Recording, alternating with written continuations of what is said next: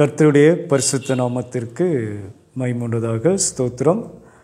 இந்த அருமையான வாய்ப்பை கொடுத்த கிரைஸ்ட் சேனல் டிவி திரு டேனியல் அவர்களுக்கு என்னுடைய நன்றி.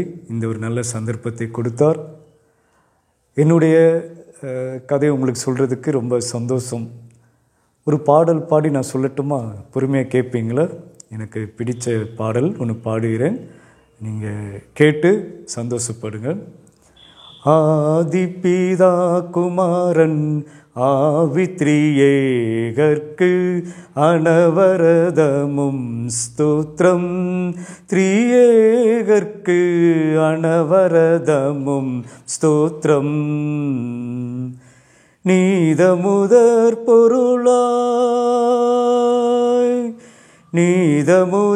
பொருளாய் நின்றருள் சருவேசன்.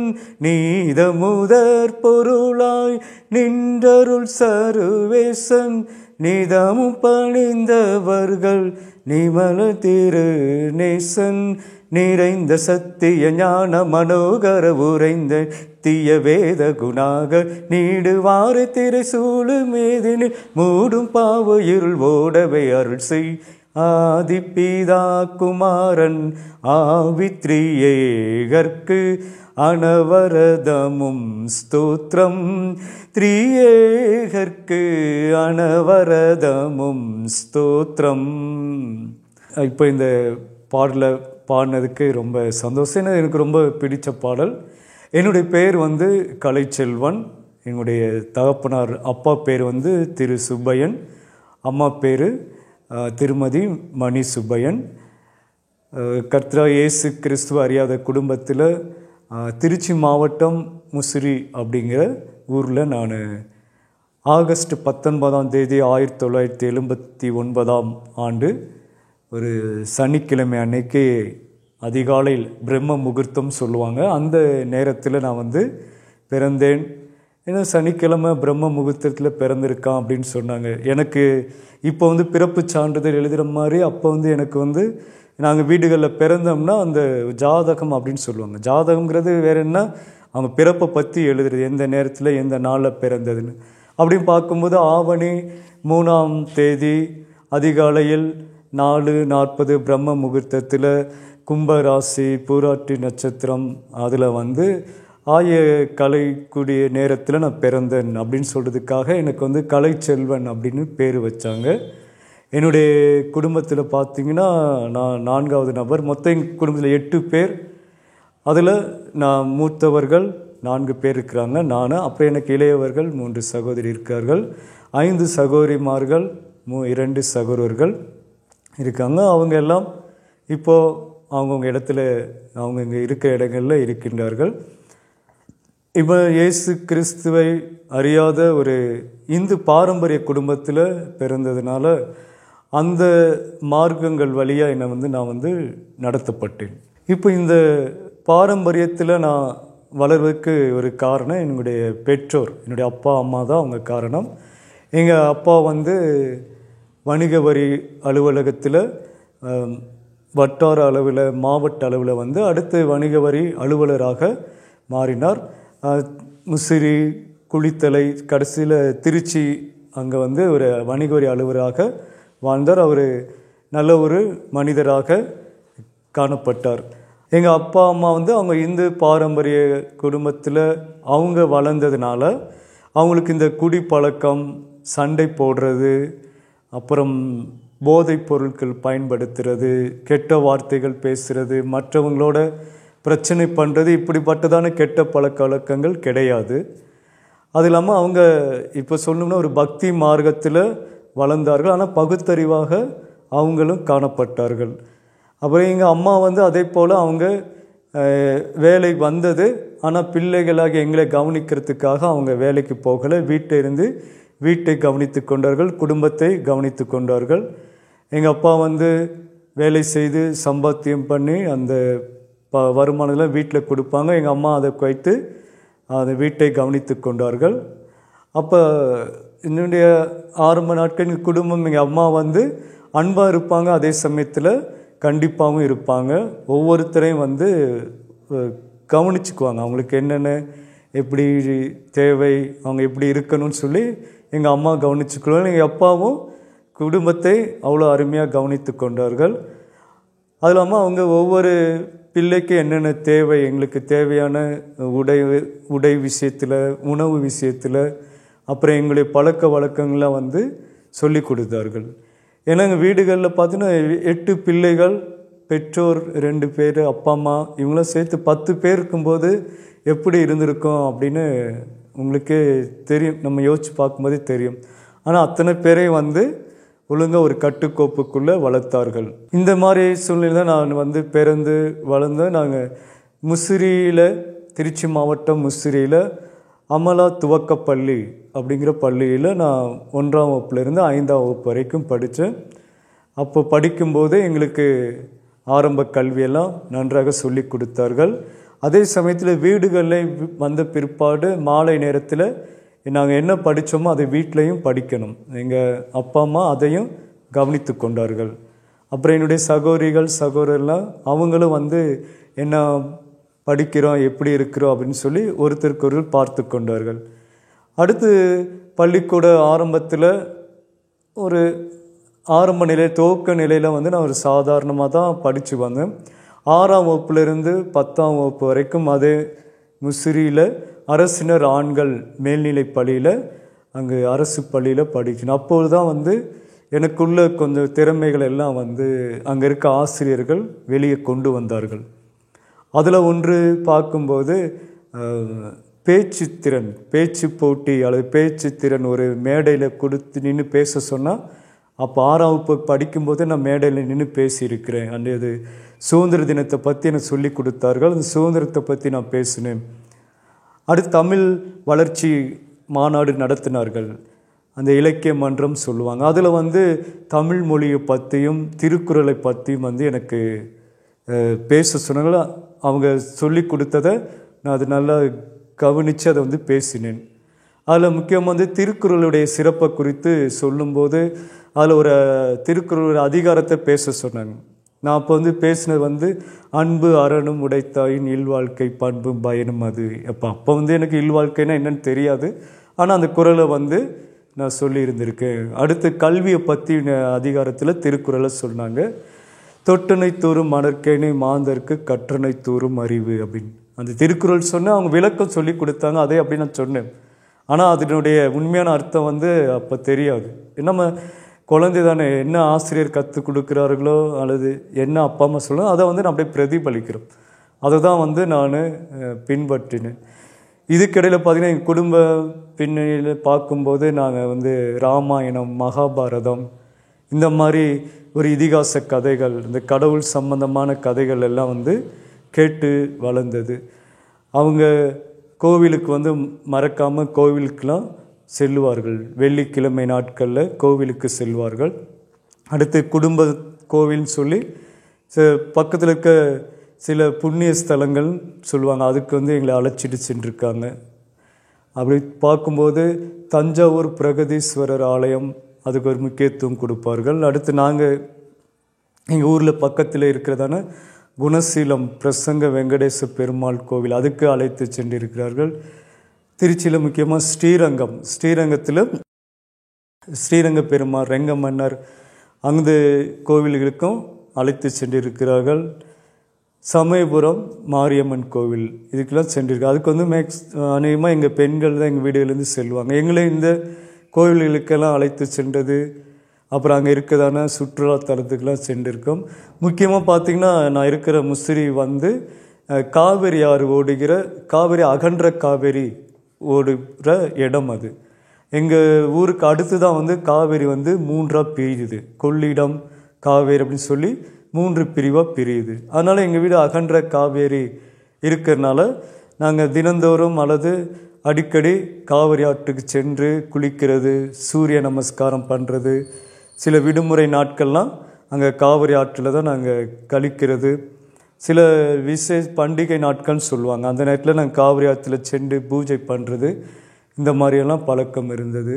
நான் ஒரு 8வது 9வது அந்த சமயம் படிக்கும்போது நாங்கள் இருக்கிற இடத்தில் அந்த திரு ஸ்ரீ கற்பக விநாயகர் நகர், அது வந்து இந்து முன்னணியினுடைய கட்டுப்பாட்டுள்ள இடம். அங்கே இருக்கிற அந்த கற்பக விநாயகருக்கு வந்து நான் தண்ணீர் ஊற்றி அந்த சிலையெல்லாம் கழுவி உடையெல்லாம் போட்டு அதை காலையில் ஒரு பூஜை பண்ணுறதுலாம் பண்ணியிருக்கேன். அப்போ வந்து இந்த கணபதி ஹோம் மந்திரம்லாம் சொல்லியிருக்கானே, இப்போ அது ஞாபகம் இல்லை, அது சொல்லியிருக்கோம். அதே மாதிரி சில இந்து பாடல்கள் வந்து பாடியிருக்கிறது, அந்த நேரத்தில் நாங்கள் பாடியிருக்கிறது. அப்போ பாடின பாட்டெல்லாம் சிலலாம் ஞாபகம் இல்லை, ஆனால் சிலலாம் கேட்கும்போதோ இதெல்லாம் ஒரு காலத்தில் நம்ம பாட்டு பாடினோமே, என்னன்னே தெரியாமல் பாடணும், ஆனால் நிஜமாக பார்த்தா இப்போல்லாம் ஒன்றுமே இல்லை அதெல்லாம் அப்படிங்கிறது நல்லா தெரிஞ்சிருச்சு. ஏன்னா விநாயகர், முருகர், அப்புறம் பெருமாள், சிவன் இவங்களை பற்றியெல்லாம் பாட்டு பாடும். ஒரு முறை பள்ளிக்கூடத்தில் வந்து என்னை சிவன் பற்றின பாடல், வழிபாட்டு பாடலெல்லாம் பாட சொன்னாங்க. அப்போ வந்து நான் ஒரு வழிபாட்டு பாடலாக இதை வந்து பாடினேன். அதை என்ன பண்ண நீங்களும் கேட்டிருப்பீங்க, அது திரைப்படங்களில் கூட வந்திருக்கு. அது குனித்த புருவமும் கோவை சேவாயும் பனித்த சடையும் பவளம் போல் மேனீர் பால் வெந்நீரும் இனித்தவுடன் எடுத்த பொற்பாதமும் காண பெற்றால் மனித பிறவி வேண்டுவதில்லை இம்மாநிலத்தை அப்படின்னு சொல்லி சிவபுராண பாடல். அந்த பாடலை வந்து பாட சொன்னாங்க.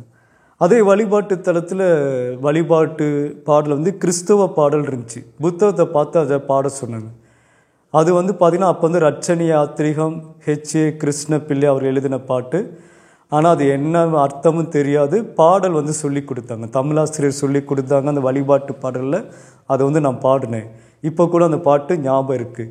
தன்னறிய திருமேனி சதைப்புண்டு பல பெய்தும் பன்னடிய பாடுகள் பலப்பட்ட போதும் இன்னதென்று செய்வார் அருகிலா இவர்களை மன்னியுங்கள் பிதாவை என்றுரைத்தார் நம் அருள் வல்லல் அப்படின்னு சொல்லி அந்த பாடல். அது வேணுமா கொஞ்சம் முடிஞ்ச அளவுக்கு நான் ராகமாக பாடி காட்டுறேன், கொஞ்சம் பொறுமையாக கேளுங்க.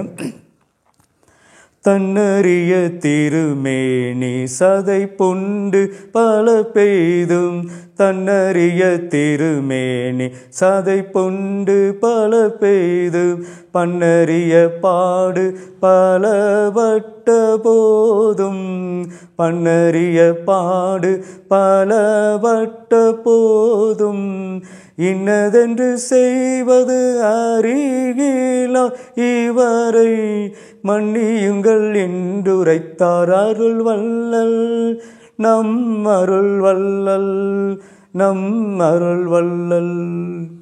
இயேசு கிறிஸ்துவானவர் பிதாவை இவர்களுக்கு மன்னியும் தாங்கள் செய்வது இன்னதென்று அறியாதிருக்கிறார்களே அப்படிங்கிற அந்த வேத வசனத்தை ஹெச்ஏ கிருஷ்ண பிள்ளை அவர் வந்து ரட்சணி யாத்திரிகம் அப்படிங்கிற நூலில் இதை எழுதியிருக்கிற அந்த பகுதியை வந்து வழிபாட்டு பாடல்கள் அப்படின்னு சொல்லி புஸ்தகத்திலிருந்து அதை வந்து என்னை பாட வைத்தார்கள்.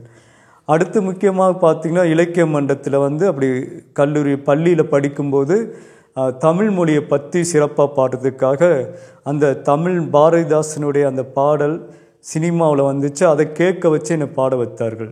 அந்த பாட்டு பாடினது தான் நான் அந்த பள்ளிக்கூடத்தில் அந்த முசிறி கல்வி வட்டாரத்தில் வந்து கொஞ்சம் பிரபலம் அடைஞ்சு அதுக்கப்புறம் திரும்ப அந்த பாடலை வந்து பாட சொன்னார்கள். அது எல்லாருக்குமே தெரிந்த பாடல். தமிழுக்கும் அமுதென்று பேர் அந்த தமிழ் இன்ப தமிழ் எங்கள் உயிருக்கு நேர் உயிருக்கு நேர் அப்படி சொல்லி தமிழ் மொழியை சிறப்பித்து இந்த பாடலை பாடி அடுத்து பாரதியாருடைய கவிதைகள் பாடலை வந்து பாட சொன்னார்கள். அது கொடுத்துருந்தாங்க. அதுவும் பள்ளி பருவத்தில் அந்த பாடலை பாடினேன். பாருக்குள்ளே நல்ல நாடு எங்கள் பாரத நாடு பாருக்குள்ளே நல்ல நாடு ஞானத்திலே பரமோனத்திலே உயர்மானத்திலே அன்னதானத்திலே ஞானத்திலே பரமோனத்திலே உயர்மானத்திலே அன்னதானத்திலே ஞானத்திலே மிகு சாற்றும் நிறைந்த அப்படின்னு சொல்லி இந்த பாரதியார் பாடலை பாடினாங்க. அப்போ வந்து அதனுடைய அர்த்தம் தெரியல, ஆனால் அப்படி பாடலை வந்து பாடினா அடுத்து இன்னொரு பாரதியார் பாடல் பாடும்போது அது எனக்கு வந்து ஒரு பாராட்டை பெற்று கொடுத்தது. அது என்ன பண்ண செந்தமிழ் நாடென்னும் போதினிலே இன்ப தேன் வந்து பாயுது காதினிலே அப்படி அந்த பாடலையும் பாடியிருக்கேன். ஒரு பக்கம் இந்து புராண பாடல்கள், இயேசு பற்றின பாடல்கள், இன்னும் தமிழ் மொழி, பாரதியார், அப்புறம் திருக்குறள், இதெல்லாம் பாடியிருக்கோம். ஆனால் முழுமையான அர்த்தம் தெரியாது.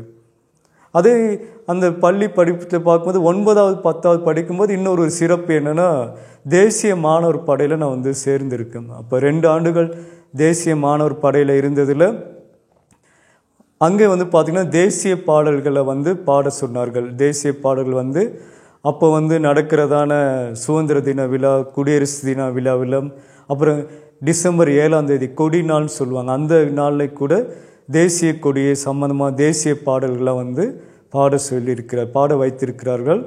அதில் வந்து நான் பாடியிருக்கேன். நம்ம எல்லாருக்குமே தெரிந்த பாடல் தான், தாயின் மணிக்கொடி பாரீர் அதை தாழ்ந்து பணிந்திட புகழ்ந்திட வாரீர், தாயின் மணிக்கொடி பாரீர், அந்த பாடலை பாடிக்கிறோம். அப்புறம் எல்லாருமே தெரியும் தேசபக்தி பாடல்கள், தேசிய கீதம், இப்படி பாடி வந்திருக்கிறோம். ஒரு பக்கம் கல்வி பாடம் படிக்கிறேன், இன்னொரு பக்கம் இந்த தேசிய மாணவர் படையில் சேர்ந்து எனக்கு எதிர்பார்க்கல அந்த தேசிய மாநில ஃபயரிங், துப்பாக்கி கொடுத்து சுடலாம் வச்சுருக்காங்க. தேசிய பயிற்சி கொடுக்கும்போது அதை வந்து நான் துப்பாக்கி சுடுதலில் அந்த பயிற்சியும் பெற்றிருக்கேன். ஆனால் அது தேசிய மாணவர் படை அந்த அளவில் தான் வந்து அதை எனக்கு வந்து கற்றுக் கொடுத்துருந்துருக்காங்க.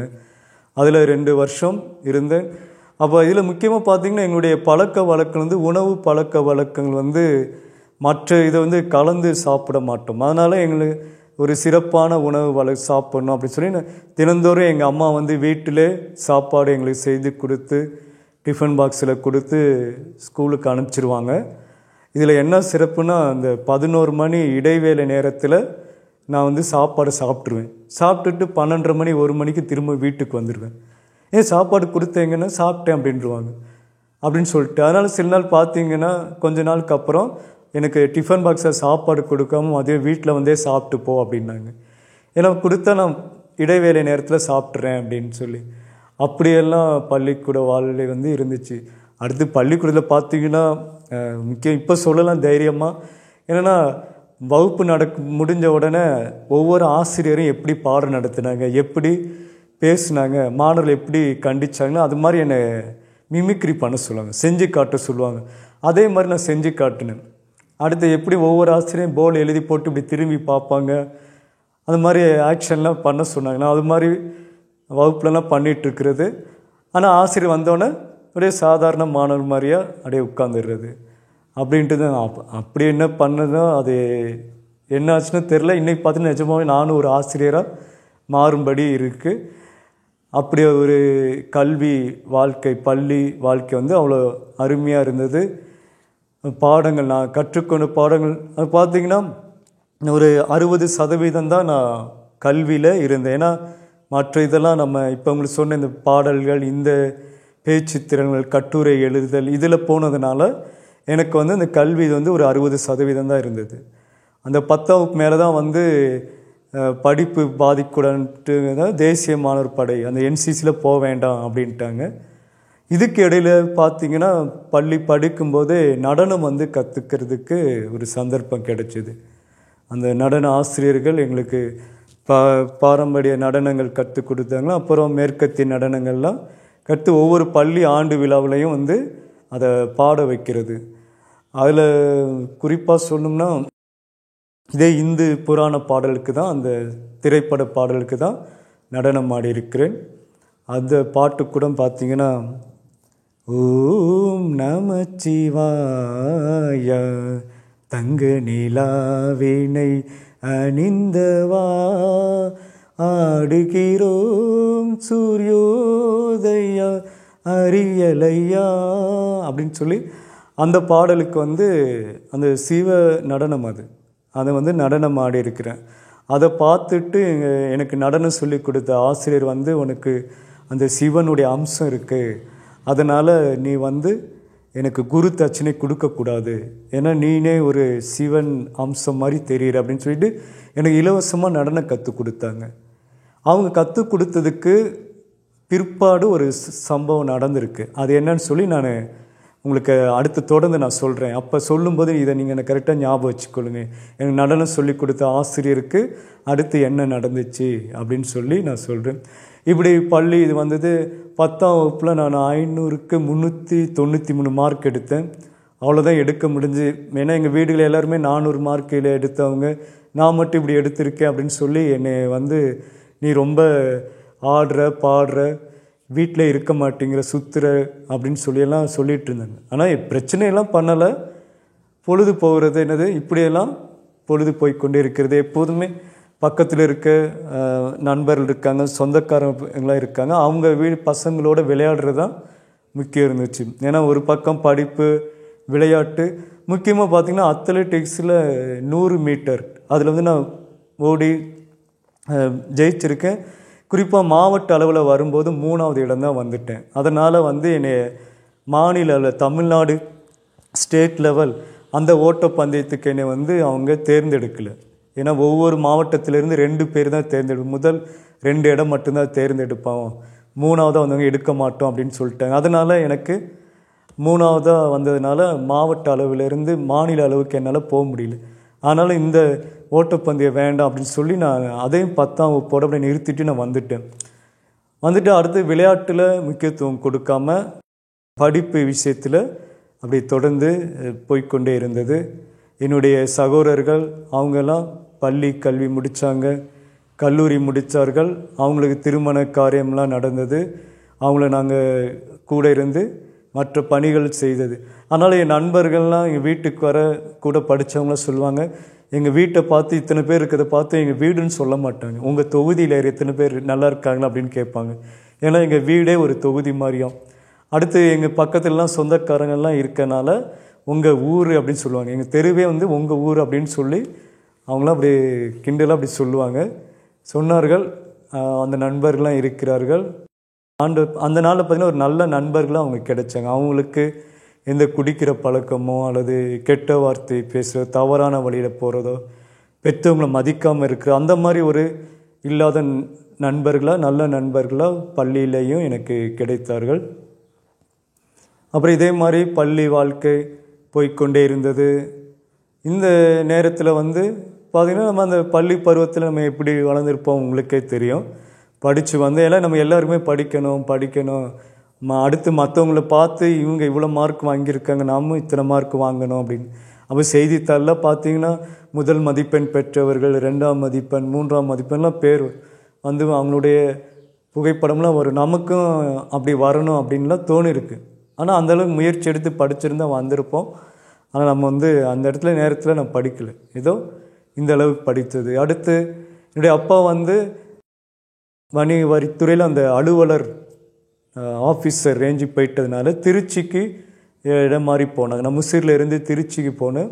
அங்கே நான் 11ஆம் வகுப்பு 12ஆம் வகுப்பு திருச்சி தெப்பக்குளம் பிஷப் ஹீபர் மேல்நிலை பள்ளியில் தான் 11ஆம் வகுப்பு 12ஆம் வகுப்பு நான் படித்தேன். அங்கே படிக்கும்போது ஆண்டவர் என்னுடைய வாழ்க்கையில் அப்போ தான் கிரியை செய்ய போகிறார் அப்படிங்கிறது எனக்கு தெரியலை.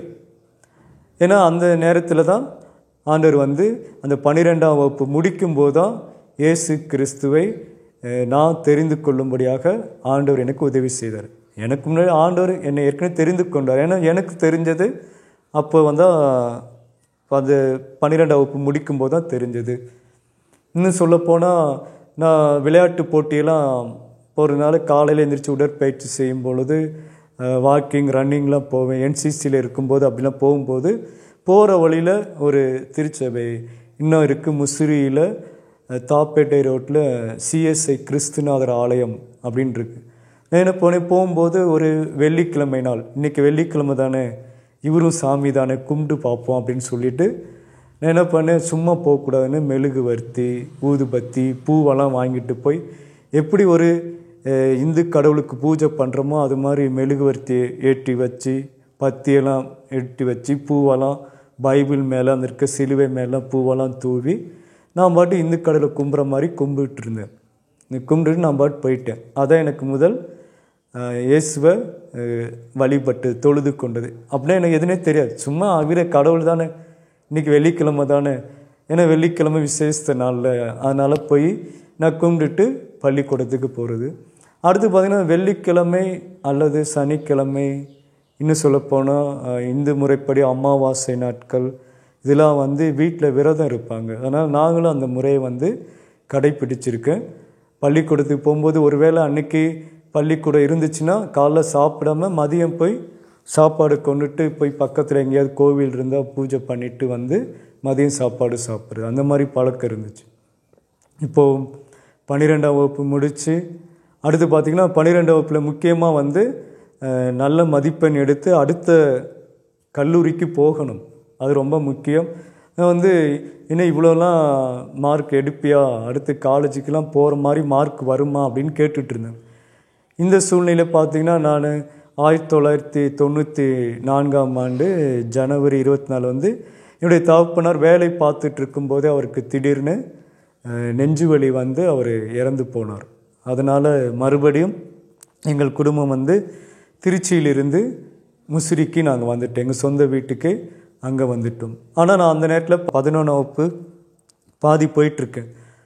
அதனால் முசிறியிலிருந்து திருச்சி வரைக்கும் நான் தினமும் பஸ்ஸில் வந்துட்டு தான் போகணும். ஏன்னா அங்கே வந்து விடுதியெலாம் தங்கி பழக்கம் இல்லை. ஏன்னா அதை வந்து எங்கள் குடும்பத்தார் வந்து அது விரும்புறது கிடையாது, விடுதியில் தங்கி படிக்கணும் அப்படிங்கிறதெல்லாம் அவங்க விருப்பம் இல்லை.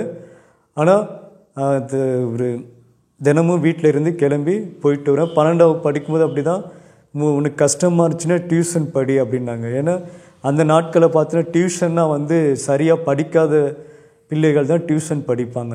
இப்போ பார்த்தீங்கன்னா டியூஷன் போகிறனா ஒரு ஃபேஷன் மாதிரி ஆகிடுச்சு. ஆனால் யார் சரியாக படிக்கலையோ அவங்க தான் டியூஷன் போவாங்க அப்போ. ஆனால் என்னை வந்து அப்போ வந்து கேட்டாங்க, இல்லை நான் டியூஷன்லாம் போகல, படிச்சிருவேன் அப்படின்னு சொல்லிட்டு 12ஆம் வகுப்பு படித்தேன். அதில் 80% மார்க் வந்தது. ஆனால் என்ன மார்க், எவ்வளோ மார்க் சரியாக ஞாபகம் இல்லை. அதனால் அப்போ இருந்த என்ட்ரன்ஸ் எக்ஸாம் எழுதணும், ப்ரொஃபஷ்னல் கோர்ஸுக்கு என்ட்ரன்ஸ் எக்ஸாம் எழுதுனால எனக்கு செகண்ட் கேட்டகரியில், அதாவது கேட்டகரி 2 செல்ஃப் ஃபினான்சிங் காலேஜில் இன்ஜினியரிங் சீட்டு வந்து அப்போ கிடச்சிது. அப்போ வந்து இன்ஜினியரிங் சீட்டு வந்து கவர்மெண்ட் இதில் வந்து கிடைக்கிறது பெரிய விஷயம். அதில் வந்து எனக்கு செகண்டில் தான் கிடைச்சது. ஆனாலும் அதை வந்து நான் ஏற்றுக்கொண்டேன். இதில் தான் வந்து ஒரு முக்கியமானது என்னென்னா, 12ஆம் வகுப்பு முடிக்கிறேன். அடுத்து அந்த சமயத்தில் இயேசு கிறிஸ்துவை நான் முழுமையாக இவர் தான் ஆண்டவர், இனிமேல் இவரை தான் நம்ம வணங்கணும் அப்படின்னு சொல்லி அந்த கட்டத்துக்கு வந்துட்டேன். ஒரு பக்கம் தகப்பனார் இறந்து இங்கே நாங்கள் இப்போ எங்கள் சொந்த வீட்டுக்குள்ளே வந்துட்டோம். இப்படி இருக்கும்போது அங்கே என்ட்ரன்ஸ் ரிசல்ட் வருது, பேப்பரில் வருது, அப்புறம் லெட்டர் வீட்டுக்கெலாம் வருது. அப்புறம் இந்த ப்ரொஃபஷ்னல் காலேஜுக்கு வந்து திருச்சியில் இருக்கனால அவங்களே திருச்சியில் ஒரு செல்ஃப் ஃபைனான்ஸ் காலேஜ் அது கவர்மெண்ட்டே அலாட் பண்ணிட்டாங்க. இப்போ தான் வந்து கவுன்சிலிங் வான்னு கூப்பிட்றாங்க. அப்போ வந்து அதெல்லாம் கிடையாது, அவங்களே அலாட் பண்ணாங்க. அந்த காலேஜையும் ஒரு ரொம்ப கொஞ்சம் ஸ்ட்ரிக்டான காலேஜ் தான். ஏன்னு சொன்னால் நான் இயேசு கிறிஸ்துவ வணங்குறேன்னு சொன்னதுக்கே கூப்பிட்டு என்னை பேசின ஒரு கல்லூரி. அங்கே கல்லூரி போனோம். அப்போ தான் வந்து என்ன சொல்லணும்னா, அந்த டீனேஜ் பருவத்தில் 18 வயசு 19 வயசு அந்த காலகட்டத்தில் கல்லூரி 1ஆம் ஆண்டு போகும்பொழுது தான் அதன் அந்த சமயத்தில் உறுதியாக இயேசு கிறிஸ்துவை ஏற்றுக்கொண்டேன். இனிமேல் தான் சபைக்கு போகணும், ஆண்டவரை பின்பற்றணும், சர்ச்சுக்கு போகணும் அப்படிங்கிற ஒரு மனநிலையோடு கூட நான் வந்து காணப்பட்டேன். ஆனால் முழுமையாக இயேசு கிறிஸ்துவ பற்றியோ வேதாந்தத்தை பற்றியோ பரிசுத்த வேதாம் என்ன சொல்லுதோ அதை பற்றி தெரியாது எனக்கு. இப்படிப்பட்ட நிலைமையில தான் வந்து நான் வந்து கல்லூரிக்கு கல்லூரி போகும்போது உங்களுக்கு தெரியும், கல்லூரி வாழ்க்கை வந்து முற்றிலுமாய் மாறுபட்டது. அதே சமயத்தில் நான் வந்து என்னுடைய சூழ்நிலை பார்க்கும்போது இப்போது இந்து மார்க்கத்திலேருந்து இயேசு கிறிஸ்துவை ஏற்றுக்கொண்டு விரும்புகிற அந்த ஒரு காலகட்டத்துக்கு நான் போயிருக்கேன். அப்போ தான் நுழைஞ்சிருக்கேன். அப்போ முற்றிலும் பார்த்திங்கன்னா ஒரு நிலையான நிலையில் வந்து நான் இல்லை. அப்போ முழுவதுமாக இயேசு கிறிஸ்துவை தான் சார்ந்திருக்க வேண்டிய நிலை ஏற்பட்டுச்சு எனக்கு. அடுத்து இப்போ பார்த்திங்கன்னா கல்லூரியில் சேர்ந்தோம். அங்கே வந்து மின்னணு மற்றும் தொலைத்தொடர்பியல் அந்த பாடம் எடுத்து படிக்க ஆரம்பித்தோம். இதில் என்னென்னா, முதல் செமஸ்டர்லேயே வந்து நான் ஒரு பாடத்தில் ஃபெயில் ஆகிட்டேன்.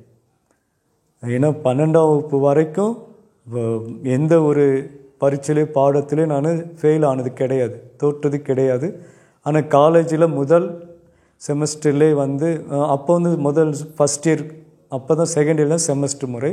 ஃபஸ்ட் இயர்லேயே வந்து அந்த ஆனுவல் எக்ஸாமில் வந்து ஃபைனல் எக்ஸாமில் ஃபஸ்ட் இயரில் ஒரு சப்ஜெக்டில் ஃபெயில் ஆனேன்னு சொல்லி ரொம்ப வருத்தமாக இருந்தது. அப்போ வீட்டில் சொன்னாங்க, நீ சர்ச்சுக்கு போகவும் தான் இப்படி ஆனது அப்படின்னு சொன்னேன். அதுக்கப்புறம் வீடுகளிலிருந்து எதிர்ப்பு வர ஆரம்பித்தது. நீ சர்ச்சுக்கு போகக்கூடாது, ஏதோ போன ஏசுனார வணங்கின வந்த பரவாயில்ல, இப்போ உனக்கு காலேஜில் இடம் கிடச்சிருச்சுல, ஆனால் நீ சர்ச்சுக்கெலாம் இனி போக வேண்டாம் அப்படின்னு சொல்லி வீடுகளில் எதிர்க்க ஆரம்பித்தார்கள். ஏன்னா அவங்களுக்கே தெரியும் அவங்க இந்து பாரம்பரியத்தில் வந்தவர்கள். இப்போ சூழ்நிலை பார்த்திங்கன்னா நண்பர்களாக இருந்தவர்கள், சொந்தக்காரங்களாக இருந்தார்கள், கொஞ்சம்னா இந்த இயேசு கிறிஸ்துவை வணங்குறதுனால அதை வந்து எதிர்க்க ஆரம்பித்தார்கள். ஏன்னா இயேசு கிறிஸ்துவெலாம் நம்ம கும்பிடக்கூடாது, நம்ம வந்து இப்படிப்பட்ட இந்த கடவுளை கும்பிட்றோம், இதை மீறி அதெல்லாம் இயேசுவை கும்பிடக்கூடாது, போகக்கூடாது, சர்ச்சு போனால் வேண்டிட்டு வந்துடணும் அப்படின்னா அதே கதியாக போகக்கூடாது அப்படின்னு சொல்லி அந்த எதிர்ப்பு வந்தது. இந்த சூழ்நிலையில் பார்த்தோம் என்று சொன்னால் ஒரு ஆறுதல் தரக்கூடியது வந்து கர்த்தருடைய பாடல்.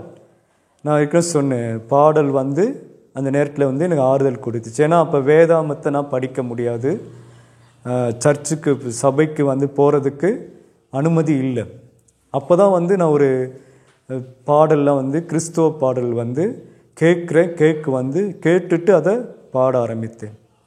அது என்ன பாடுனா, இயேசு என்னும் நாமம் பேசுகின்ற போது என்னுள்ளம் மகிழ்வு கொண்டது, அதை ஏழிசையில் பாடுகின்றது.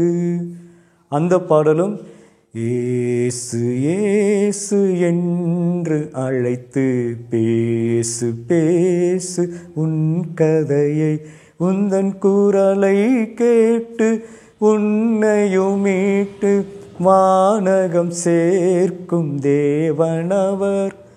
அப்படி அந்த பாடல் வந்து நான் திருச்சி வானொலி நிலையத்தில் காலையில் இந்த வழிபாட்டு பாடல்கள் அப்படின்னு பாடுவோம். அதை கேட்டுட்டு அந்த பாடலை வந்து நான் பாடி பார்க்குறது, அது ஒன்று தான் நான் ஆண்டவரை வணங்குறதுக்கு அது உறுதுணையாக இருந்தது. இன்னொரு பக்கம் இந்த புராண பாடல்கள், பண்டிகைகள், அந்த பண்டிகை பாடல்லாம் அது வேறு வர வீடுகளில் பார்த்திங்கன்னா எப்போ பார்த்தாலும் என்னது ஒன்று பாட்டை பாடுவாங்க, இல்லைன்னா டேப் ரெக்கார்டில் பாட்டை போட்டு விட்டுருவாங்க. அது பாட்டுக்கு சில பாட்டெல்லாம் பாடிட்டுருக்கும். சஷ்டியை நோக்க சரவண பவன நீஸ்டரு குதன், அது ஒரு பாட்டு பாடும். திடீர்னு வெள்ளிக்கிழமை ஆச்சுன்னா அது ஒரு பாட்டு. இப்படியெல்லாம் வந்து பாடல்கள்லாம் பாடிட்டு இருக்கும்போது இது எனக்கு தொந்தரவாக இருந்தது. இயேசு கிறிஸ்துவ பாடலில் நம்ம விரும்புகிறோம், இயேசு மார்க்கத்தை பின்பற்றுறோம். ஆனால் இந்த இந்து புராண பாடல்களும் பாடுது, அது நம்ம தெரிஞ்ச பாட்டுனால நம்ம இசையை விரும்பலாம். அந்த இசைனால் என்னது திரும்ப நானே அதை பாட ஆரம்பிக்கிற மாதிரி அது வந்து எனக்கு தொந்தரவாக இருந்துச்சு. இயேசு கிறிஸ்து பாட்டையும் பாட விருப்பம் இருந்துச்சு, இது ஏற்கனவே பாடினதுனால அது வந்து என்னுடைய சிந்தனைக்கு வர ஆரம்பிச்சது. அப்போ இதையும் பாடணுமா, இதையும் பாடுறோமேன்னு வச்சு. இந்த சூழ்நிலை பார்த்திங்கன்னா இன்னொரு காரியம் என்ன சொல்லணும்னா, நான் பள்ளி கல்லூரி படிக்கும்போது ஒரு சுதந்திரம், வீடுகளில் படிப்புனால் விளையாட்டு இதுக்கெல்லாம் சுதந்திரம் கொடுத்தல பார்த்திங்கன்னா வந்து சினிமா பார்ப்பேன். வீடுகளில் பார்த்திங்கன்னா டிவி இருக்கும், அதனால் ஒவ்வொரு ஞாயிற்றுக்கிழமையும் உட்கார்ந்து சினிமா பார்க்குறது. இப்போ நான் அதை யோசித்து பார்த்தோம்னா ஒரு வருஷத்துக்கு 50 படமாவது நான் சினிமா பார்த்துருக்கேன்னு வச்சுக்கோங்க. 50 படம் பார்த்துருக்கேன். அடுத்து தேட்டருக்கு போனால் அங்கேயும் சினிமா பார்க்குறது. அப்போ ஒரு வருஷத்துக்கு 50 படம் பார்த்துருக்கேன்னு வச்சுக்கொள்ளுங்க. 50 படம் பார்த்துருக்கேன். அப்போ சினிமா பாடல்கள் இப்போ பள்ளிக்கூடத்தில் பார்த்திங்கன்னா இந்த சினிமா பாட்டு தத்துவ பாடல்னால இதை பாடு அப்படிம்பாங்க. ஆனால் மனசில் வந்து இயேசு கிறிஸ்துவை விரும்புகிற பாடல் இருக்கும். ஆனால் சினிமா பாடலில் பள்ளிக்கூடத்தில் பாட சொன்னது, கல்லூரியில் பாட சொன்னது. அடுத்து பார்த்திங்கன்னா வீடுகளில் இந்த இந்து புராண பாடல்கள்லாம் பாடும்போது அது வேறு காதில் கேட்டுட்ருக்கும்போது இது வந்து என்னோடய சிந்தனை வந்து தொந்தரவு பண்ணுச்சு. ஐயோ ஆண்டவரே இப்படி இருக்கே அப்படின்னு சொல்லுங்க. தொந்தரவு பண்ணது தான் நல்லது. ஏன்னா அந்த தொந்தரவு பண்ணினால தான் ஒரு விடுதலை வந்து கிடைச்சது. இப்போ பார்த்தீங்கன்னா உங்களுக்கு சொன்னேன், நான் படிக்கும்போது ஒரு சர்ச்சில் போய் அந்த சர்ச்சில் போய் நான் வேண்டிட்டு வந்தேன் வெள்ளிக்கிழமை அப்படின்னு சொல்லி. இதற்கு இடையில் ஒரு வருஷம் முடிந்து கொல்லிமலை அப்படிங்கிற இடத்துல செம்மேடு அப்படிங்கிற இடம் இருக்குது. அங்கே எங்களுடைய உறவினர் பெரியம்மா மக அண்ணன் அக்கா அவங்க அங்கே இருக்காங்க. அவங்கள பார்க்க நாங்கள் போயிருக்கும்போது அவங்க இயேசு கிறிஸ்துவை ஏற்றுக்கொண்டவர்கள். ஸ்ட்ரிக்ட் பேப்டிஸ்ட் மிஷன் மூலம் அவங்க இயேசு கிறிஸ்துவை ஏற்றுக்கொண்டிருக்கிறார்கள். அந்த மலை பிரதேசத்தில் அவங்க வேலை செய்கிறதுக்காக அங்கே போனவங்க அங்கேயே தங்கிட்டாங்க. இயேசு கிறிஸ்துவை ஏற்றுக்கொண்டார்கள். அவங்க வீட்டுக்கு போகும்போது என்னை வந்து அந்த சர்ச்சுக்கு கூட்டிகிட்டு போனாங்க. அப்போ அந்த லீவு நாளில் நான் ஒரு 2 வாரம் அங்கே இருந்திருக்கேன். அதனால் அங்கே ஆராதனையில் ஞாயிறு ஆராதனை நடக்கும், ஞாயிறு சாயந்தரம் ஆராதனை நடக்கும், 2 ஆராதனை நடக்கும். அப்புறம் இடையில ஜெப கூட்டங்கள் நடக்கும், வீட்டு ஜெப கூட்டங்கள்லாம் நடக்கும். அதுக்கெலாம் நான் கலந்துக்கிட்டது எனக்கு ஒரு மிகுந்த ஆறுதலை கொண்டு வந்து, அப்போ தான் ஆண்டவர் குறித்த பாடல்கள் எல்லாம் என் காதில் வந்து கேட்குது. அப்படி கேட்ட பாடல்கள் வந்து பார்த்திங்கன்னா இன்னும் மறக்காமல் அந்த பாடலில் வந்து நான் பாடிக்கொண்டிருக்க ஆண்டு வந்து உதவி செய்தார். அந்த பாடல் என்னென்னா, ஏசுராஜனின் திருவடிக்கு சரணம் சரணம் சரணம், ஆத்மநாதனின் மலரடிக்கு சரணம் சரணம் சரணம். இப்போ இந்த பாட்டெல்லாம் கேட்கும்போது பரவாயில்லையே, நம்ம கர்நாடிக பாடல்லாம் வந்து சர்ச்சில் பாடுறாங்களே, இப்போ கிறிஸ்தவத்தில் இந்த கர்நாடிக் பாடலாம் இருக்கே அப்படின்னு சொல்லி ஆச்சரியமாக அந்த பாடல்லாம் நான் வந்து கேட்டேன். அதுவும் அந்த மலை பிரதேசத்தில் இருக்கிற அந்த மக்கள் வந்து இந்த கர்நாடிக பாடலை வந்து அவ்வளோ அருமையாக பாடினாங்கன்னா இன்னும் ரொம்ப சந்தோஷமாக இருந்துச்சு.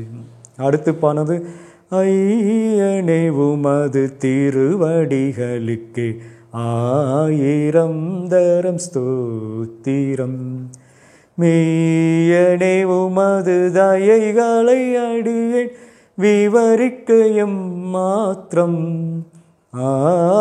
ஐயனே உமது திருவடிகளுக்கு 1000 தரம் ஸ்தோத்திரம். இப்போ இந்த கர்நாடிக பாடலை கேட்கும்போது இன்னும் அப்படியே உற்சாகம் அடைஞ்சிருச்சு எனக்கு. அதனால் எப்போ பாடலை பாடுவாங்க, எப்போ நம்ம அந்த பாட்டை கேட்போம் அப்படிங்கிற ஒரு வாஞ்சி, ஒரு பெரிய விருப்பம் வந்து உண்டானுச்சு. ஏன்னா அப்போ வந்து பைபிள் படிக்கணும் அப்படிங்கிறத விட அவங்க பிரசங்கம் பண்ணுவாங்க, அது கேட்டுட்டு போவேன். ஆனால் எப்போ பாட்டு பாடுவாங்க அப்படிங்கிற அதை ரொம்ப எதிர்பார்த்துட்டு இருந்தேன். இந்த சூழ்நிலை வந்து அந்த பாடல்லாம் கேட்டுட்டு லீவ் முடித்து வீட்டுக்கு வந்துட்டேன். சர்ச்சுக்கு போக முடியல, இந்த பாடல்லாம் கேட்க முடியல. அப்போ நான் என்ன பண்ணுவேன், ஆண்டவரே நான் எப்படி சர்ச்சுக்கு போகணும், என்ன பண்ணணும் அப்படின்னு சொல்லிட்டு நான் அதை வந்து இயேசு கிறிஸ்துவ தொடர்ந்து நினைக்காம நான் பாட்டு இருந்தேன்னு வச்சுக்கோங்க. நினைக்கானா இப்படி பாடலை பாடி ஜெபம் பண்ணாமல், அதான் ஜெபம் பண்ண தெரியாது, சர்ச்சுக்கு போகாமல் இருந்தேன். அப்போ அதே மாதிரி வெள்ளிக்கிழமை ஒரு சென்னை தொலைக்காட்சி உங்கள் எல்லாருக்குமே தெரியும், ஒளியும் ஒளியும் அப்படின்னு ஒரு நிகழ்ச்சி வரும். அதில் வந்து சினிமா பாடல்கள் வரும். அதை உட்காந்து நான் ஆர்வமாக பார்த்துட்ருக்கேன். அது இடையில திடீர்னு ஒரு கிறிஸ்தவ பாடல் வருது. அது என்ன பாட்டுன்னா, கடவுள் உள்ளமே ஓர் கருணை இல்லமே, அடைக்கலம் கொடுத்தவன் அருளை பாடுவோம். அப்படியே அந்த பாடலை பாடும் பொழுது அதை நான் கேட்குறேன், அப்படியே கண்ணெல்லாம் கலங்கி அப்படியே அந்த பாடலை கேட்டுட்ருக்கேன். அப்புறம் அந்த சிந்தனை வருது. திடீர்னு அடுத்த நாள் பார்த்திங்கன்னா பார்க்குறோம். அப்புறம் அடுத்த நாள் சனிக்கிழமை ஞாயிற்றுக்கிழமை பார்த்திங்கன்னா அன்றைக்கி வந்து ஈஸ்டர் பண்டிகை. அது எனக்கு தெரியாது. ரேடியோவில் பாட்டு போடுறேன், அதே மாதிரி ஒரு சினிமா பாட்டு வருது ரேடியோவில். அது என்ன பாட்டுன்னா, இயேசுநாதர் பேசினால் அவர் என்ன பேசுவார், ஏழை நெஞ்சம் அமைதி கொள்ள என்ன கூறுவார். அப்போ அந்த பாட்டு கேட்டோன்னே அப்புறம் தொடர்ந்து வானொலியில் அப்போ அன்றைக்கி தொலைக்காட்சியில் பார்க்கும்போது வானொலி செய்தி கொடுக்குறோம், இன்று இயேசு பிரான் உயிர் தெழுந்த ஈஸ்டர் பண்டிகை, கிறிஸ்தவ மக்களால் கொண்டாடப்படுகிறது அப்படின்னு செய்தி சொன்னேன். அது மட்டும் தான் கேட்டேன் நான். அப்போ அது ஒன்றும் தெரியல. அப்புறம் அதன் பிற்பாடு அந்த வருஷம் கடந்துச்சு. கல்லூரி 1ஆம் ஆண்டினுடைய நிறைவு பகுதிக்கு வரும்பொழுது தான் இப்போ கிறிஸ்மஸ்க்கு வந்தது.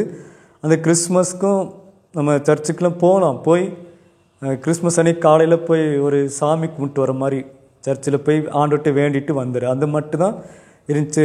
எல்லாம் உட்காந்து பஜனை மாதிரி பாட்டெல்லாம் பாடுவாங்க, கைத்தட்டி பாடுவாங்க, கிறிஸ்மஸ், மேரி கிறிஸ்மஸ், ஹாப்பி கிறிஸ்மஸ் சொல்லுவாங்க. சரி, நம்மளும் அப்படி சொல்ல முடியாமல் இருக்கமே அப்படின்னு யோசிச்சுட்டு இருந்தேன் நான். அப்படி இருந்தது. அதே மாதிரி ரேடியோவில் அன்றைக்கி டிவியில் பார்த்திங்கன்னா கிறிஸ்மஸ் பாடல், அதுவும் ஒரு சினிமா பாட்டு தான் வருது.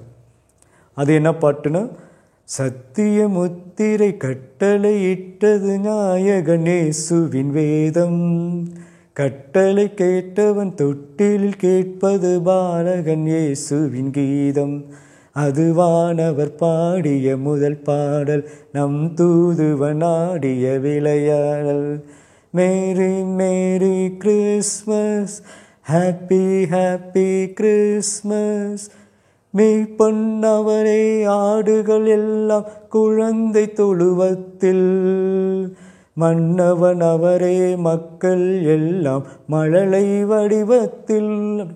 அப்போ இந்த பாடல் கேட்கும்போது நான் வீட்டில் உட்காந்து கிறிஸ்மஸ் கொண்டாடுற மாதிரி அவ்வளோதான், பாட்டு முடிஞ்சிருச்சு. எனக்கும் அப்படியே அவ்வளோதான், கிறிஸ்மஸ் கொண்டாடிட்ட மாதிரி ஒரு வெறுமையான நிலைமை இருந்துச்சு. இப்போ காலேஜ் 1ஆம் ஆண்டு, இதில் தான் சில பிரச்சனைகளை சந்திக்கிறோம். ஒன்று பார்த்திங்கன்னா, இன்னும் குடும்பத்தில் நீ சர்ச்சுக்கெலாம் போகக்கூடாது அப்படின்னு. அது சில சொந்தக்காரங்களாம், என்னடா சர்ச்சுக்கெலாம் போக ஆரம்பிச்சுட்ட, என்ன மாறிட்டியாமே அப்படின்னு சொன்னாங்க. அப்புறம் எங்கள் வீட்டுக்கு பார்த்திங்கன்னா, எங்கள் அப்பா இறந்து 1 வருஷம் ஆகுது. அப்போ அது முடிஞ்சோடனே வீட்டில் திதி கொடுக்கணும் அப்படின்னு சொல்லி ஐயர் பூஜை பண்ணுறாரு. அப்போ அதுலேயும் பங்கு பெறணும். அப்படி ஒரு நிலைமை வந்தது. அதை எப்படியோ சமாளிச்சிட்டேன். அப்புறம் 1996 வருஷம் ரொம்ப முக்கியமானது. அப்போ எனக்கு 17 வயசு ஆரம்ப நாட்கள். அந்த நேரத்தில் நான் இருக்கிற இடத்துல இந்திய நசரே திருச்சபை அப்படின்னு சபை இருக்குது. அங்கே சபைக்கு போக ஆரம்பித்து அங்கே உட்கார்ந்து ஆராதனையில் கலந்து கொண்டேன். ஏற்கனவே சொன்ன அந்த கொல்லிமலை, செம்மேடு, அவங்க தான் உங்கள் வீட்டு பக்கத்தில் இந்த சர்ச் இருக்குது, இந்த ஊர் உங்களுக்கு அந்த வீட்டுக்கு அது பக்கம்தான், அங்கே போகலாம் அப்படின்னாங்க.